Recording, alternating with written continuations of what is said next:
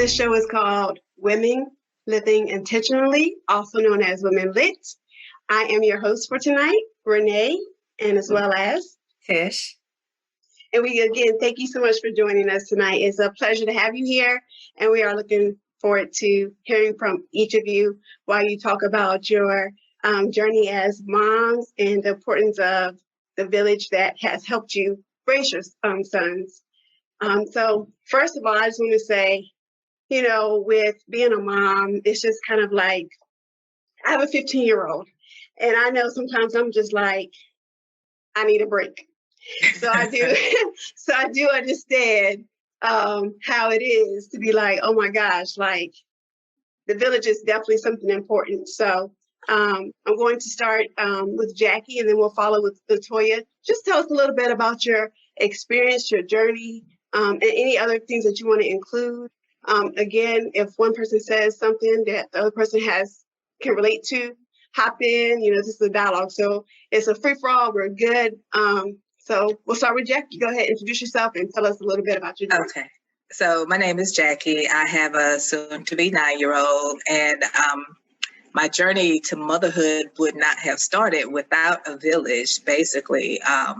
So my son is adopted, and I would not have actually considered adoption without having a village, because daycare is expensive, and I wouldn't have been able to put my child in daycare, basically, on my salary. So I turned to my parents to see if they will help me with daycare, basically, before I actually considered adoption. And my parents said yes. And so I went through with it. So that's how I became a mom, basically. And so they have basically kept my son since day one. And my mom, she was like my after school care. We're in remote learning right now, but she was my after school care. She would pick him up from school. She puts him on the bus for me in the morning. If he's sick, she takes care of him so I can go to work. So my mom is the bulk of my village. My sister-in-law, like if my mom's not able to keep him, I can count on my sister-in-law, my brother. My nieces and nephews are like old enough to like watch him. So my family is my village. That was to helping me raise my son. So yeah, my aunt, my cousins. I rely on my family a lot to help me with my son. So absolutely. Thank you. Mm-hmm. So for me, my name is Latoya Faustin, and I am really, really excited to be here tonight. So thank you for the invitation. Jackie, it's nice to meet you. You too. As we discuss, what does it mean to be a mom and how do you use your village? So, I'm a single mom. That's not how I started off in this journey. Got married, got pregnant 4 months after, got divorced when my son was like 4 months old. So it was I was separated then. It was a whirlwind experience. And so village took on a different connotation for me as I was traversing through this unknown territory that I had not intended and actually intentionally planned my life around not, needing to navigate the world in this way. But I found myself in that position. And so similar to Jackie, my mom has been my cornerstone of what it means to be both emotional and physical presence for me and my son. So it started off with, my mom being there to help with daycare, but picking up and drop off. So we did do daycare, but it was a matter of, picking up and dropping off. And the level of trust, you have to have with someone to keep your child, even with your mama. Sometimes you're like, wait a minute. What is it? And so that was, again, something I never really even considered, having to understand, when you get married, when I got married, there were conversations you have with your partner around, we'll raise this way, these will be our priorities. But when that institution dissolves and you're depending on other people outside of that, it's like, we ain't talk about this, Just wanted to play. Yeah. So my mom definitely is the center of my village, but not having as big of a family network, my friends become like family for me. And so, village looks different in that way. And then again, about that control, one of the things I had to let go of is, things may not be done exactly as I would do them or how I would want to do them.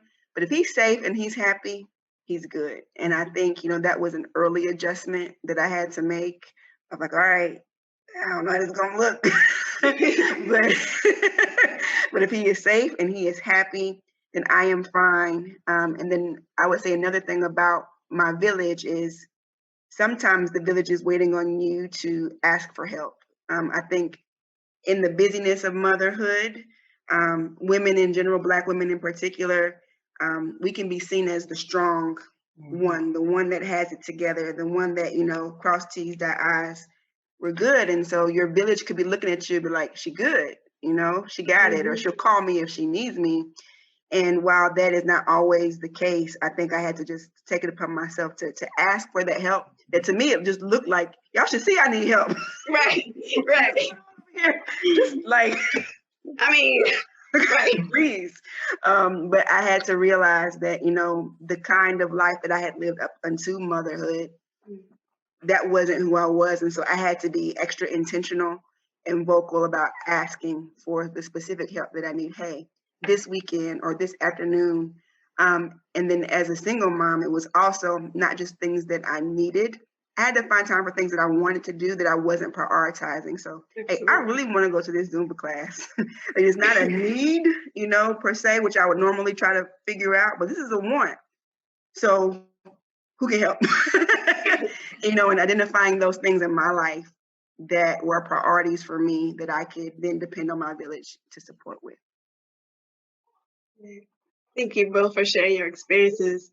Again, I could definitely, and I'm sure Tish can relate as well, whether it's previously, like when we were younger, as we've grown, just the amount of support that a village is for you, especially as a single mom. Again, not putting it all on me, but I could again relate because my father was there for me when I was coming through as well.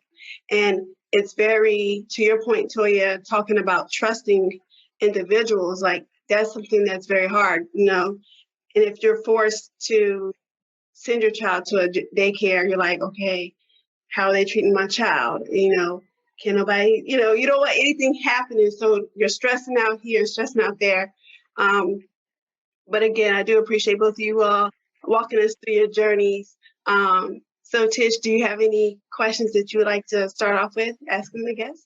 Sure. And as Renee mentioned, I too am excited for the stories that you both have shared.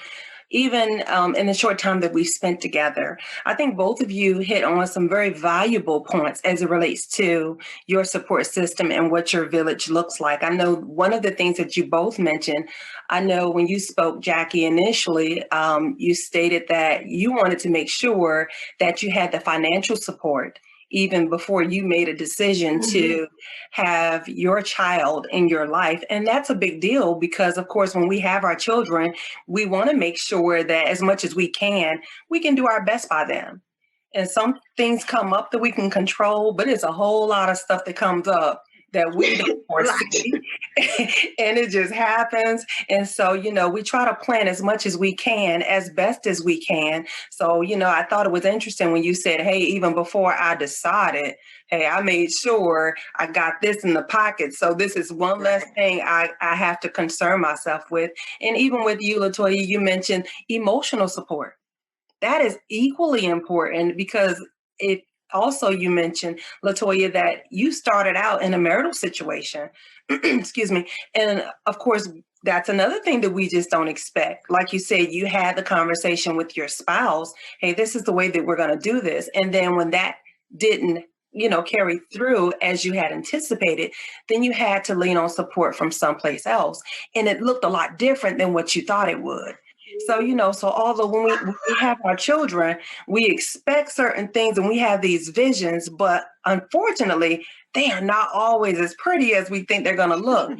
They can be a little rusty. They can be a little abrasive. They can look a little weird. They can look a little different. And it just didn't go the way that we planned. So I think with the emotional support, the financial support, those are two big things, because all in all, I think what we want to do is make sure that if nothing else, and I think, LaToya, you mentioned it. You said if he's good and happy, I'm good. I may not be able to trust my mama for real.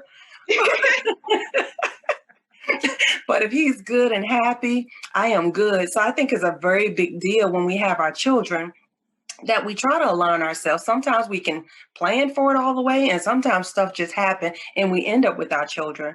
But I commend both of you and the stories that you've shared thus far, because again, those things are important. So we want to do our best in trying to making sure. But I do have a question specifically for you, LaToya, because you also mentioned that a lot of times your family saw you in one way. Mm-hmm. And so when you had your child in your life, as far as your family understood, from what I gathered from you, is she's always taken care of it. She's always had it. No need to worry about her. And then you have your child, unexpectedly in a circumstance that you did not foresee. And they still said, oh, she's good. She got it. Don't worry about it. So it became not just the emotional support in that regard, but also there was times that you said, hey, I may not need you for this instance, but I really want to go do something for myself. Yeah. So I think that's important too. So you had to lean on them in that way, and they were thinking that you had it all together, but you found yourself having to say, hey, I need a little help here. Exactly. There's a book that says, why can't you read my mind? It's for relationships, in general. But for me, I really had to dig into that concept, for just my life. Because people just assume so much, about like what was good and what was not good, what was taken care of. And even when I would ask for help at first, they thought I was meaning like a play date. Like I would come over with him and we would play. Like, no, I need you to keep him. I'm leaving. Like, just stay. Like, had to be very specific about the help that I was looking for. Because it was uncommon, for me to ask for help in that way. And so it was introspection on my part. But as you mentioned about, what they were used to, I had to also realize that my village had to grow at that time.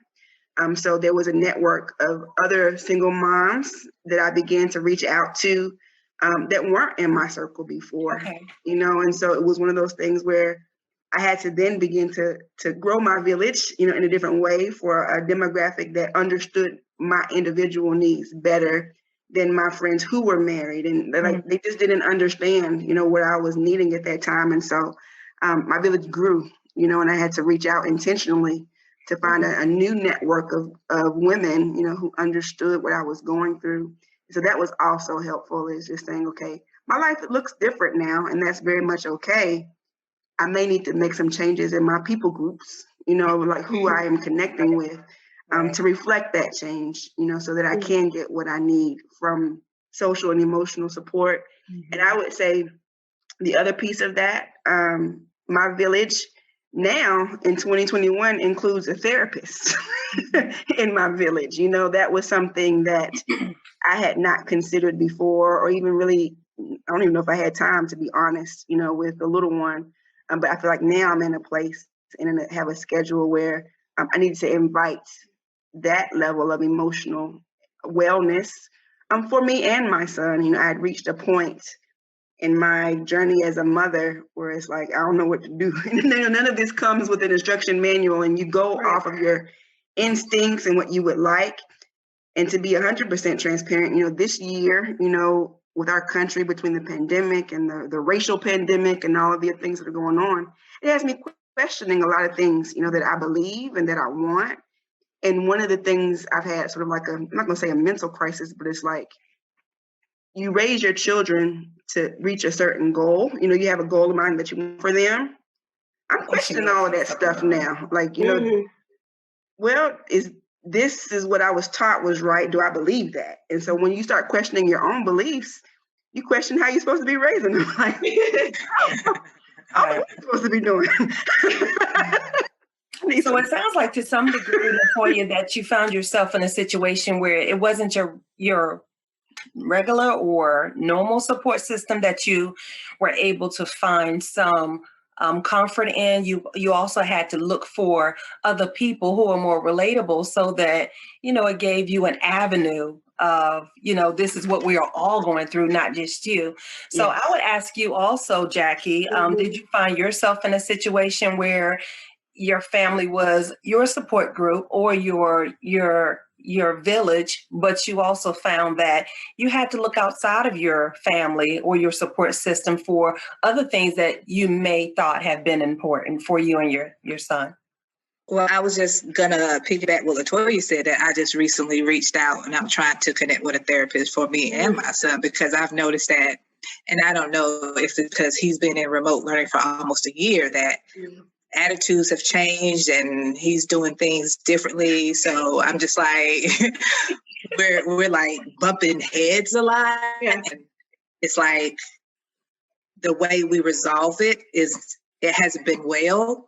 And it's like, okay, we both need to change and we both need to figure out how we're going to resolve things, because I just don't like where it's going. And it's just like I said, I just don't like where things are going. And if we're still going to be in this situation where he's not going to be in school and we're both in the house like for long periods of time, like all day, and we can't go out, and into society, I'm like, okay, we need to figure out how we're going to interact with each other and how we're going to resolve like this tension and everything. So I'm reaching out to figure out, okay, how can we be better together, because we're going to be together for a long time. So,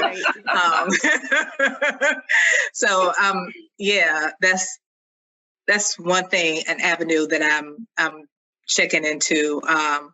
And as far as, how, like I said, I rely on my mom a lot, and, my mom, she's 80. So how she was raised and the way she did things, I don't always agree with. And it's like, we butt heads on that. And so I'm like trying to raise my son differently from the way I was raised. Gotcha. And so that's another thing that, I appreciate everything she does for me and him, but well, let me ask you this, Jackie, having said that. So you said that, of course, you appreciate the help that your mom gives you, but of course, there are some things that she did when she was raising you that look a lot different than now. So has there ever been a time where even with you talking about, the support that you have there, is there ever been a time other than what you've already mentioned, or in addition to what you've mentioned, that you really felt like, hey, there is even a breakdown in my family unit as it relates to the support that I have? So I do have to go seek other help, because like you mentioned, we're dealing with so many things in this culture that we've never seen this. So as we're trying to comprehend things as moms, we're having to explain to our young children, what's going on, because they're asking questions. So it's not just the pandemic. It's not just, everything else that they're being isolated from. They don't get to do the things that the normal, before school age kids did, and then what they were used to, it is different. So now you've started to notice some changes. So as you've tried to reach out, did you have someone that you could connect with? And I'll also pose the same question to you, Latoya.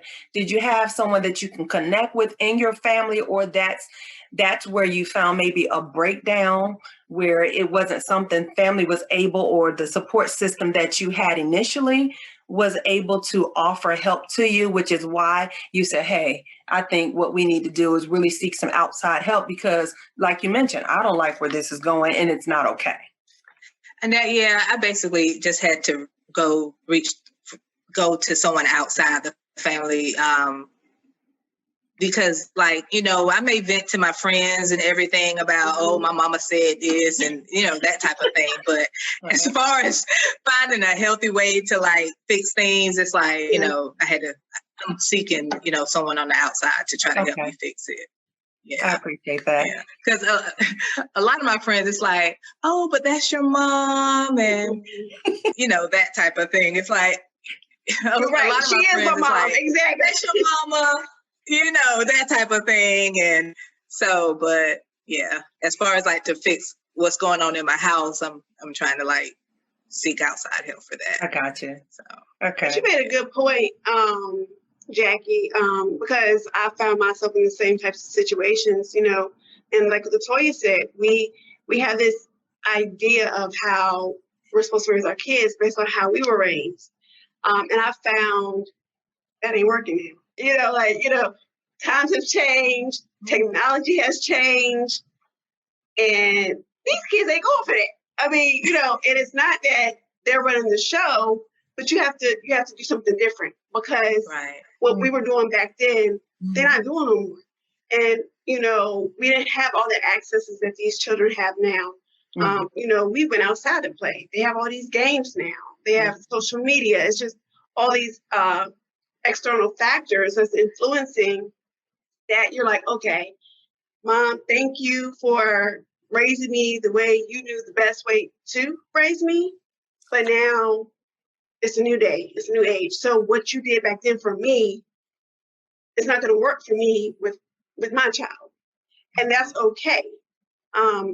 So it's just, but it is very challenging, I would say, too, you know, because you do want to raise your child a certain way, but that when that way is not working, you have to like beeline it back, and you're like, okay, this is where I was thinking, but okay, so let's rethink this thing. So you all both brought up a really good point, just how things are definitely different from when we were coming up. So, and then it's like, there's like new insights, like, okay, kids are like little people and they have adult feelings, but they're in little bodies. Right. And I think like, I don't think back then kids were really given that.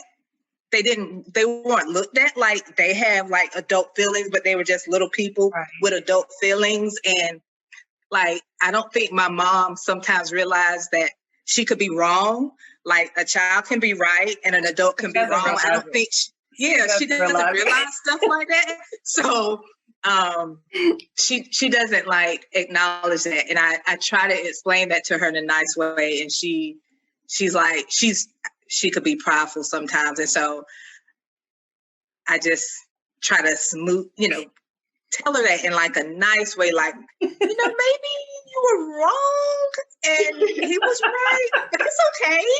It can happen. But, you know, she, you know, But I still appreciate you, but maybe he was right in this situation, but because he's a child. Right. No, you're he can't be. Yeah. Exactly. So I think a lot of us are going through that transition in thinking in our parenting. I attended a conference a few weeks ago called Parenting Decolonized, with the whole concept of, you know, the way that we parent really looks like how European culture colonized the rest of the world. And so many of the systems that we use are the same systems, you know, like control and this way is right. And you don't have any natural intelligence. I got to give it all to you. And, you know, that's how we parent, you know, and so really taking a step back to say that's how our parents parented, because that's how they were parented, that's how they were raised. Right. And many of those systems are rooted in slavery practices that got us here for a reason. And so a lot of people, especially in our generation right now, are really rethinking that. It was like, this was how I was raised and I'm okay. But am I okay? You know, exactly. Am I really okay? And so having to reevaluate those things. So Jackie, I'd say, I think a lot of us are questioning how, you know, that had an impact on us. And to your point, Renee, this world is very different than the world we came in. And just, you know, this last 20 years, you know, of what has changed. Who would have imagined, you know, we'd be where we are as far as access to technology and how things are improving and connections. My pastor says, you know, that, you know, on your phone, you can have your Bible app right beside the porn hub. Like, it's like right there, you know, it's like, and that is what we are raising our kids in. And so that's you need new tactics for that.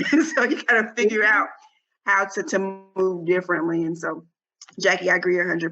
The generational differences and some of the acknowledgments that we are making about both how we were raised, but then how we want to raise our children.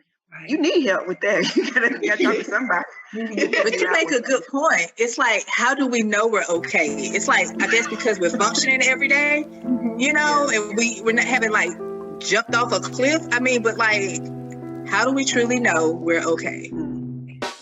I think that's a good point that you both bring up, because it makes me think about, you know, are we really operating in functional dysfunction? Thank you for joining us for another episode of Women Living Intentionally. We have more to discuss, so please tune in next week for part 2. Until we meet again, remember, the possibilities are endless.